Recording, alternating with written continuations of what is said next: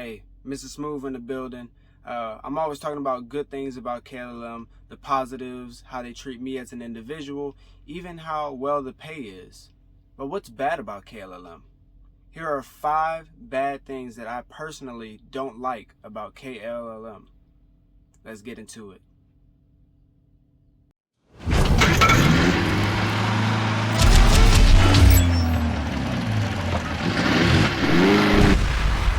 So I really need to get a mic because although it is completely quiet in here, I checked the audio and it still isn't where I want it to be for my regular speaking voice. So I'll speak a little bit louder so you guys can hear me. But here are 5 things that I personally dislike about KLLM. Number 1, okay? A lot of people ask about this. What are the trucks governed at? Personally, I dislike it. The trucks are on the pedal, so if you're pushing down on the pedal, we are governed at 62 miles an hour. Now, if you don't know what governed means, that is basically what we max out at. So if your foot's on the pedal, you go 62 miles an hour, nothing faster. If you go on cruise control, your top speed is 65 miles an hour. Now, this does change if you are a lease purchase, but I am a company driver as of making this video. And yeah, that is how it is. Now, we do have something called pass mark. If you push the gas pedal down 3 times back to back, you will go faster. Mine personally goes 67 miles an hour, but some people's truck I heard go 70 miles an hour when they're on pass mark. So I would say anywhere from 67 to 70 miles an hour if you're on pass mark.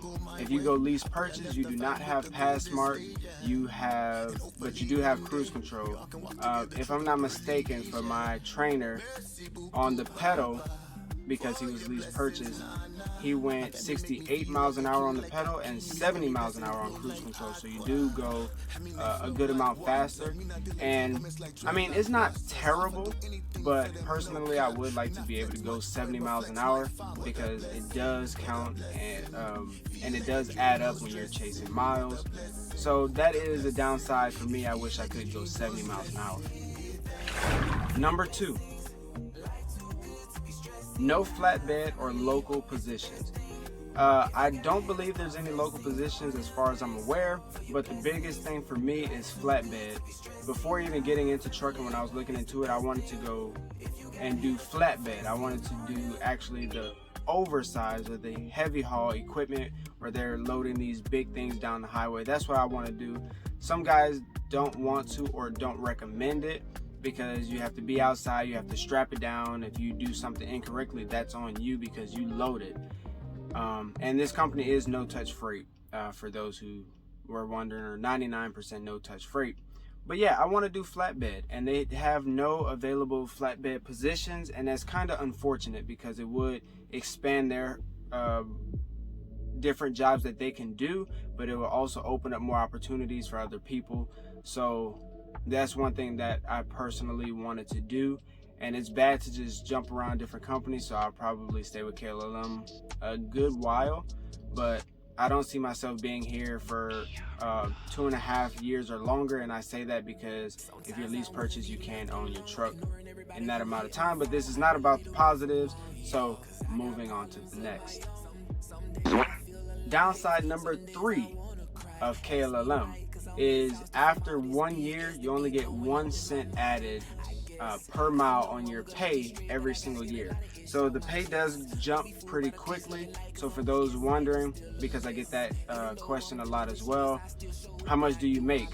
When you first start off with KLLM as a company driver again, you make 60 cents per mile. After 3 months of experience, they move you up to 62 cents a mile. After 6 months of experience, you get 64 cents a mile. And trust me, those 2 cents at a time makes a big difference. And then at 1 year experience or 1 year of time with KLLM, you do go up to 65 cents a mile. And I can already imagine people are wondering, what if you already have that experience and you join the company? I'm not sure. But I believe it does show that on the website. But yeah, it's 60 cents a mile at start, 62 at 3 months, 64 at 6 months, and 65 at 1 year. And then every year after that is 1 extra cent up to 70 cents a mile, I believe. I wish it was a little bit more and a little bit quicker, but I'm not complaining. My checks look pretty good, and compared to a lot of trucking companies, it's not that bad, but that is a downside. I do wish it would go up faster and large in a more larger quantity. But again, that's at every company. You're gonna want a little bit more money. Downside number 4. No guns allowed. It is against the company policy to have a gun on the truck. In my opinion, I mean, I understand because there's certain states you go to, California and stuff like that, where there are no guns allowed, New York. But it does suck because now if you get yourself in a situation, what are you supposed to protect yourself with? So there are ways around it, like a guy in school was joking about having a muzzle-loaded gun because that's technically not a firearm and is technically not against company policy. But all jokes aside though, yeah, no guns are allowed, so that's very unfortunate. I am a gun owner myself. If you look on my Instagram, I love shooting guns. That's actually my favorite thing to do is shoot and buy guns, which I will be buying more in the near future, sometime next year. But I love guns. I shoot a lot on my home time, so it's very unfortunate that we can't bring it out on the road with us. So that is definitely a downside of KLLM in my opinion. And tip number 5, which there is a bonus at the end, is the 1-year contract if you go through the school. So it's a love and hate because I understand why. Is because they want people to stay long. Now, with the year contract, you can pay it off early. It is $4,000 and it lowers $80 a month. Now, I would show a screenshot of that, but I'm not sure the legality of showing the contract on YouTube. So I may call and ask KLLM to see if I'm allowed to do that. But if so, I will add that onto the video. If I do not ask or forget to ask, then it won't be in the video, unfortunately.